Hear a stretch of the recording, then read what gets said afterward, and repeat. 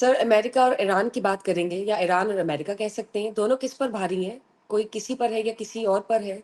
जो नई स्टेटमेंट्स आ रही है, जो मौजूदा सूरत-ए-हाल है, उसमें आपको क्या लगता है कि क्या मज़ीद हो सकता है ईरान और अमेरिका के दरमियान जो कशीदगी और ताल्लुकात हैं, जंग के? देखिए, बात ये है कि अभी तो इस वक़्त बैकडोर काफ़ी डिबेट चल रही है उनकी आपस में और ईरान ने अब एक वक़्त माँगा है उनको जवाब देने का। इराक़ची का बयान है उनके फ़ॉरेन मिनिस्टर का। So I think let's give them time, लेकिन हैविंग सेड दैट दोनों में से किसी के लिए आसानी नहीं है। अमेरिका जो करना चाह रहा है वो कर सकता है, लेकिन उसके लिए इतनी आसानी नहीं होगी।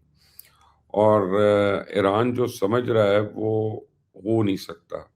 ये नहीं हो सकता कि ईरान मिडल ईस्ट में अपनी प्रॉक्सी वॉर्स भी करता रहे हिज़्बुल्लाह के थ्रू और हमास के थ्रू, और ये एक्सपेक्ट करे कि उसके ऊपर ये एक्शन नहीं आएगा। और ये भी नहीं हो सकता कि अमेरिका चाहे कि हम ईरान को सफ़े हस्ती से मिटा दें और इज़राइल का हिस्सा बना दें, तो वो भी नहीं होगा। तो कहीं बीच में आना पड़ेगा दोनों को अभी। So let's give time to the talks and then we can take it up from there. मतलब टाइम विल टेल कि क्या मज़ीद सूरत-ए-हाल जो है वो सामने आती है मंज़र-ए-आम पर। अफ़गानिस्तान की बात करते हैं, पाकिस्तान ने अफ़गानिस्तान को कई दफ़ा वार्न किया है, जो अफ़गानिस्तान में मौजूद पाकिस्तानी तालिबान ने ये दहशतगर्द के जो वाक़ियात पाकिस्तान में हुए हैं, बाजौर, बन्नू, इमाम बारगाह, वो तस्लीम भी किए हैं। अब पाकिस्तान ने अफ़गानिस्तान के 7 ठिकानों को निशाना बनाया है और रिटेलिएट किया है और ये सिलसिला जो है वो चल है।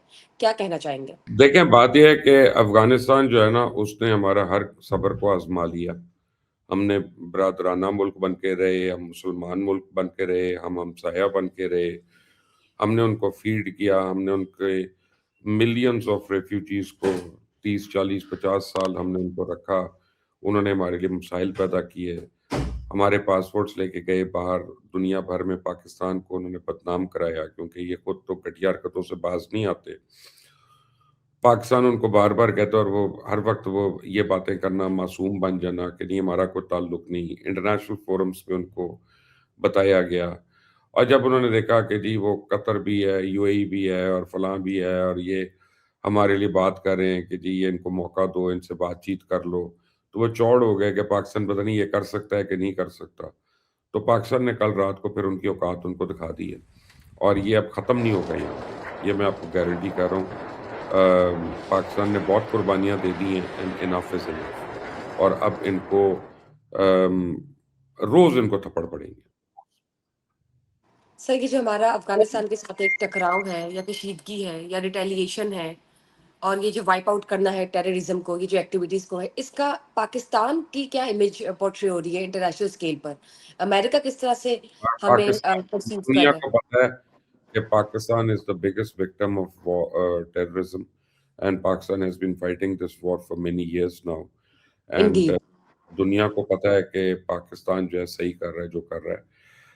बल्कि अब तो हर पाकिस्तानी की डिमांड है, कराची से लेके खैबर तक, कि जहाँ-जहाँ अफ़गान घुस बैठिए हैं, उनको निकालो पकड़ के, उनको जस्ट सॉर्ट देम आउट। इसमें कोई बिल्कुल रिस्क। सर। सर, पाकिस्तान की बात करेंगे, न्यूज़ीलैंड की बात करेंगे, वर्ल्ड कप T20 की बात करेंगे। कल सुपर 8 में तो पाकिस्तान पहुँच चुका है और पहला मैच था पाकिस्तान-न्यूज़ीलैंड के दरमियान।